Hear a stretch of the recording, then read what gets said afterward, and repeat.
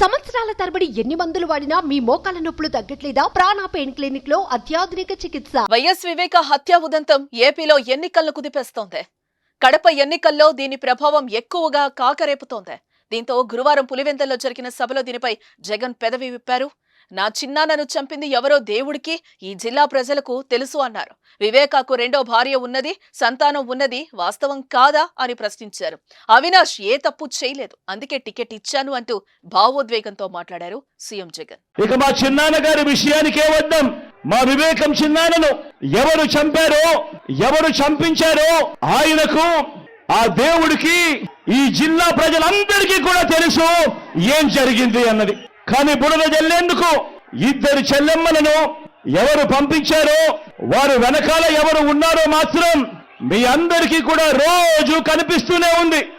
ఇంకా ఆశ్చర్యం ఏమిటో తెలుసా? వివేకం చిన్నారను అతి దారుణంగా చంపి, అవును నేనే చంపాను అని అతి హేయంగా బహిరంగంగా చెప్పుకుంటూ తిరుగుతున్న హంతకుడికి మద్దతు ఇస్తున్నది ఎవరు? మీరే రోజు చూస్తున్నారు కదా అని అడుగుతా ఉన్నాను.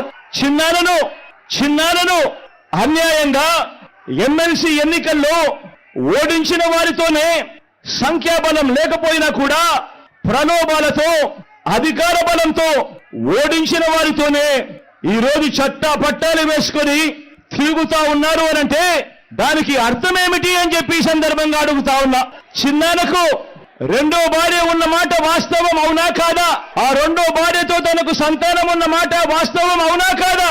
అవినాష్ అక్కడికి ఎవరు ఫోన్ చేస్తే వెళ్ళాడు వంటి అనేక ప్రశ్నలు అవినాష్ తన అనేక ఇంటర్వ్యూస్ లో, తన ప్రెస్ కాన్ఫరెన్స్ లో తాను లేవనెత్తిన ప్రశ్నలు సహేతుకమే కదా అని చెప్పి ఎవరైనా అవినాష్ వైపు ఎవరైనా మాట్లాడితే చాలు వెంటనే వారి మీద కూడా అడ్డగోలు ఆరోపణలు చేస్తూ కుట్ర రాజకీయాలు చేస్తా ఉండడం ధర్మమేనా అని చెప్పి ఈ సందర్భంగా ప్రతి ఒక్కరిని కూడా అడుగుతా ఉన్నా.